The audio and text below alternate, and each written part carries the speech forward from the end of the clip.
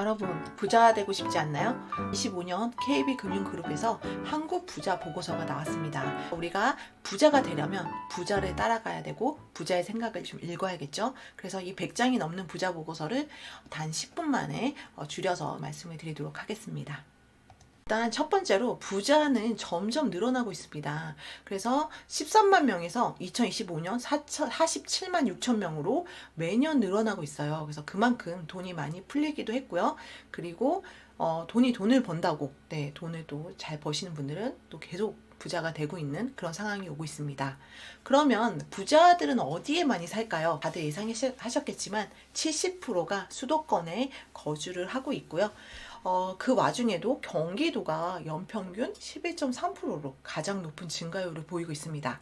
반면에 서울이나 인천은 상대적으로 낮은 증가율을 보이고 있네요. 그래서 아무래도 경기도가 서울도 좋지만 경기도에도 정말 좋은 알짜배기 땅이나 건물들, 일자리가 정말 많죠. 그렇다 보니까 경기도에 또 많은 분들이 살고 있습니다.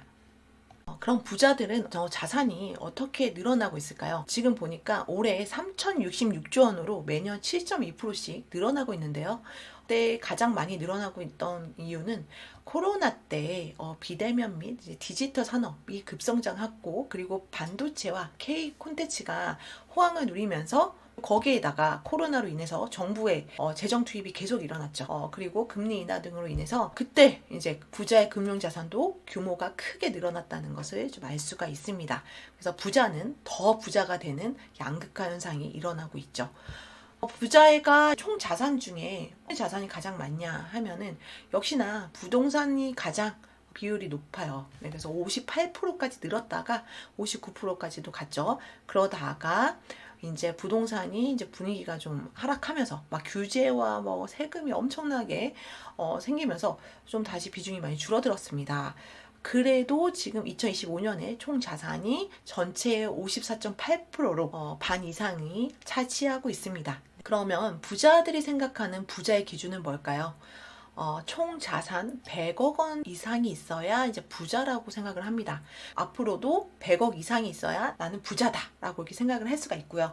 100억 이상, 300억, 500억까지 이상이 있어야 부자다라고 생각하는 기준도 점점 늘어나고 있습니다.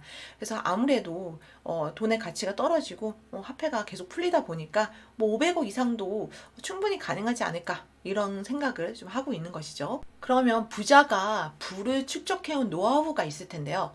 일단 부를 이룬 원천의 1순위가 이제 부동산 투자 이익이었는데 워낙 규제가 심해졌죠. 너무 많이 부동산이 올라가다 보니까 세금이란 부분도 너무 크게 지출이 되면서 사업소득으로 좀 옮겨가고 있었습니다. 그리고 이제 사업소득과 함께 근로소득 그리고 금융투자 이익으로 부를 늘린 경우가 많아지고 있죠. 이제 부동산 투자이익이나 상속증여는 워낙 세금이 엄청 많이 걷고 있어요. 많이 늘어났죠. 그러다 보니까 수익이 조금씩 감소하고 있다라는 것을 좀 알 수가 있고요. 이런 분들은 상속증여가 이제 우리처럼 뭐 몇 억을 갖고서 얘기하는 게 아니라 건물 몇백억, 뭐 몇천억, 작게는 수십억을 능가하기 때문에 아무래도 세금에 대한 부분이 클 수밖에 없습니다. 그러면 부자의 관심사 어디가 가장 많을까요? 그래서 예전에는 이제 부동산 투자 대세론이었는데 워낙 지금 세금을 많이 내다 보니까 다양하게 분산 투자를 하자, 이런 개념이 있는 거예요. 그래서 금융 투자, 실물 투자, 리밸런싱, 그리고 디지털 자산까지 다양하게 넓혀오고 있습니다. 그래서 가장 눈에 띄는 변화는 해외 주식, 미국 주식이죠. 금예술품, 실물 투자 같은 투자나 디지털 자산 같은 대체 투자처를 자산 관리까지 이제 폭넓게 확대됐다는 점이 눈여겨봐야 될 점이고요. 그래도 부동산이라는 게 이제 금융투자와 함께 같이 끌고 가고 있다는 걸 좀 알 수가 있습니다. 그러면 부자들의 단기 투자처는 어디일까요? 부동산은 아무래도 장기 투자처 이상이겠죠. 왜냐하면 워낙 그 실물 자산이고 덩치가 무겁다 보니까 주식처럼 오늘 사고 내일 팔고 이렇게 할 수가 없어요. 그렇다 보니까 단기 투자처로는 기타 자산 투자에 관심이 많은데, 그 중에서도 금, 보석, 예술품에 대한 실물 자산에 대한 관심이 증가하고 있다는 건데, 부동산도 실물자산이에요. 그렇다 보니까 부동산은 너무 무거워. 덩치가 있어. 이러다 보니 금방 사고 팔 수 있는 금보석, 예술품, 뭐 이런 것들이 많죠. 그리고 펀드나 주식도 같이 단기 투자처로 보고 있습니다. 그리고 직접 투자도 계속 하고 있고요. 그러면 부자가 전하는 성공적 자산 관리를 위한 지혜 1순위 뭘까요? 바로 지속적으로 금융 지식을 습득하는 것입니다. 지속적이란 말이 정말 중요해요. 그래서 어떤 거냐면 우리가 그런 말 있잖아요. 내가 주식 사거나 내가 부동산 사면 떨어진다. 네, 그런 얘기 많이 느끼실 거예요. 그런 이유가 뭐냐면 내가 평소에 남들이랑 똑같이 노력을 한 게 아니라 영화 보고 여행 다니고 뭐 넷플릭스 보고 하다가 주변 사람들까지 내 지인, 옆집 엄마, 뭐 회사 동료, 내 지인들마저도 얼마에 샀는데 돈 많이 벌었다. 이번에 뭐 얼마 올라서 팔았다. 이런 얘기를 내 귀에 들어올 정도면 정말 아무 준비도 없는 내 귀에 들어올 정도면 이미 살 사람은 다 사서 팔았다고 볼 수가 있어요. 그러다 보니까 내가 사면은 바로 떨어지기 시작하는 그러다 보면 또 다시는 부동산 투자 안 해야지. 주식이랑 맞지 않아. 막 이렇게 되는 겁니다. 그래서 꾸준하게 부동산 시장 안에 있어야 되고 주식 시장 안에 있으면서 지켜봐야 돼요. 내가 들어갈 타이밍을 그래야 잡을 수가 있지. 갑자기 아무것도 안 하다가 부동산 타이밍, 들어갈 타이밍을 잡는다는 거는 신도 하기 힘든 그런 상황입니다. 그래서 부동산이 타이밍이다. 주식도 마찬가지고요. 그래서 지속적이란 말이 정말 중요합니다. 여기 별표. 그래서 금융 지식을 습득하는 거다라는 겁니다. 100억 이상인 부자들의 생각을 들어보면요. 역시나 1위는 지속적인 금융 지식을 습득하는 것이고요. 2위가 일관된 투자 태도 유지예요. 그래서 이게 어떤 거냐면 오늘은 부동산 투자하다가 갑자기 어디서 또 주식이 많이 올랐대. 그럼 갑자기 부동산 또 안 보고 주식 하다가 주식이 떨어지면 다시 부동산 오다가 그러니까 이거를 꾸준하게 봐야 되는데 왔다 갔다 하는 거죠. 근데 이게 사람은 이제 내가 총량이라는 게 있는데 다 담을 수가 없어요. 그러면 뭘 하나 까먹겠죠. 아니면 지식이 얕던가 그러다 보면 이도 저도 안 되는 선택과 집중이 정말 필요합니다. 투자라는 것도 꾸준히 계속 공부를 해야 되는데 뭐 이것도 했다가 저것도 했다가 뭐 다 안 되는 경우가 대부분이에요. 그래서 일관된 투자 태도를 유지하는 게 정말 중요하다. 그 다음에 이제 3위가 시장을 보는 안목과 통찰력을 구비하는 것인데 이게 이 첫 번째 지속적인 금융 지식을 습득하는 거랑 똑같은 얘기죠. 지속적으로 투자처를 보고 있고 그 부동산 시장 안에 지켜보고 있고 지식을 습득하고 있고 그리고 일관된 투자 태도를 유지하고 있다 보면은 시장을 보는 안목과 통찰력이 따라오겠죠. 내가 공부를 안 하려고 해도 따라올 수밖에 없는 그런 상황이 됩니다. 부자를 꿈꾸는 사람들에게 자산 관리와 함께 꼭 조언을 해주고 싶은 건 이제 인품과 건강, 가족관계 등의 관리가 병행돼야 된다는 것을 강조를 했습니다. 금융자산 70억이 있으신 분이 한 얘기가 사람이 재산이다라는 거예요. 근데 사람이라는 건요, 저희가 그냥 따라오는 게 아니라 내 주변에 5명이 내 평균이라고 하는 말이 있는 게 괜히 있는 게 아니에요. 그래서 내가 어느 정도 부동산 지식을 쌓고 부동산에 관심을 갖고 꾸준하게 지식을 습득하게 되면은 주변에 그런 사람들이 있는 거예요. 그런 사람들만 만나게 되고요. 그럼 같이 정보를 교환하면서 같이 부자가 되는 흐름이 가는데 내가 노는 걸 좋아해요. 노는 거 좋아하고 넷플릭스를 좋아하면 아무래도 넷플릭스 얘기하는 사람들끼리 말이 통하니까 거기 있는 사람들끼리 얘기하게 되고 여행 좋아하는 사람도 여행만 하게 되고 뭐 게임 좋아하는 사람은 또 게임 동호회에서 놀겠죠.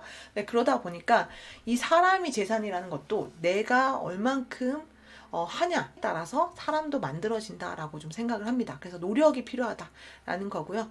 그리고 돈이 있어도 인품이 없으면 안 된다라는 건데 돈이 있으면 인품도 따라오게 됩니다. 돈 많고 부자인 사람 치고 인품이 막 이상한 사람 못 봤어요. 인품이 좋더라고요. 그 인품에서 나오는 여유와 베푸는 느낌 그리고 해맑고 긍정적이고 막 이런 느낌이 있죠. 네, 보신 분들은 아실 거예요. 당연히 이제 가족도 중요하고요. 건강은 모든 일의 기본이죠. 네, 그래서 건강은 꾸준히 잘 챙겨야 된다라는 것입니다. 이제 한국 부자가 이제 투자를 어떻게 하냐면 일단 결국 부동산 자산이 반 이상, 그러니까 부동산 자산을 투자를 하고 있는 거야. 그래서 전체 100%의 자산을 갖고 있다고 하면은 반 이상을 부동산 자산에 넣어놓고 있고요. 그 다음에 이제 금융 자산에 이제 넣어놓고 있다 이렇게 좀 볼 수가 있어요. 그래서 그 중에서도 유동성 금융 자산이 있고요. 그 다음 주식, 그 밖에 가장 많은 자산을 차지하고 있는 게 역시 부동산입니다. 메인 뼈대가 이제 부동산이고요. 거기서 이제 나오는 게 주식, 뭐 펀드, 유동성 금융자산, 뭐 예술품, 뭐 금 이렇게 되게 일부분이잖아요. 그래서 이런 거에 비하면 이제 부동산이 거주용 주택, 거주용의 주택, 빌딩 상가처럼 토지 임야까지 합하면 거의 부동산이 대부분이다라고 좀 볼 수가 있습니다. 그러면 부동산 투자 성과의 경우 1년간 어떻게 됐을까라는 건데, 부동산이 작년부터 분위기가 계속 좋아지기 시작했죠. 그러다 보니까 투자로 이제 부동산으로 계속 수익이 발생했다. 손실은 발생하지 않았다라는 건데, 그만큼 이제 부동산도 점점 분위기가 좋아지고 있다라는 것이고요. 부동산 말고 금융자산의 투자 성과도 계속 좋아지고 있다라는 것을 좀 알 수가 있습니다. 그래서 이제 현금만 갖고 있는 사람들은 의미가 없다는 거예요. 그래서 부자들도 현금만 갖고 있지 않고 대부분 이렇게 부동산이나 금융자산 등에 계속 꾸준하게 투자를 하고 있다라는 겁니다. 그렇다 보니까 국내 금융투자에 대한 관심 역시 큰 폭으로 증가하고 있는데요. 1위는 역시나 국내 부동산 투자, 그리고 2위 국내 금융투자가 있습니다. 3위가 금보석, 정보 수집, 세무상담, 은퇴, 노후상담 같이 다양한 자산 관리에 대해서 관심을 갖고 있습니다. 그래서 역시나 부자들의 관심사 1위는 부동산 투자고요. 그 다음에 금융투자. 그리고 자산관리의 애로사항을 좀 보면요. 기대 이하의 투자 수익률이, 이분들의 기대는 좀 크겠죠. 네. 뭐 1,000만 원 투자해서 뭐 1,000만 원 오른다 이게 아니라 한 100억 투자해서 그래도 수십억 이상 수익이 나지 않아야 될까 하는 생각이 들겠죠. 그렇다 보니까 애로사항이 좀 크고요. 그리고 정보 지식이 부족하다라는 거예요. 부자들은 끊임없이 정보와 지식을 습득하려고 하는데 아무래도 부자를 따라오기가 쉽지는 않을 거예요. 네, 그래서 부족하다, 목이 마르다, 마셔도 부족한 느낌이 들고요. 그 다음 투자 관리가 필요하다. 왜 필요할까요? 저도 부동산 투자를 많이 해놨지만 필요합니다. 많은 사람들은 피곤해요. 네. 그래서 좀 줄일 필요가 있는데 이분들은 또 줄이고 싶지는 않겠죠. 네. 그리고 단기 고수익 유망 투자처를 또 찍어 주셨는데 부자분들이 어디를 많이 찍었냐 하면은 역시나 주식이 많이 늘어났고요.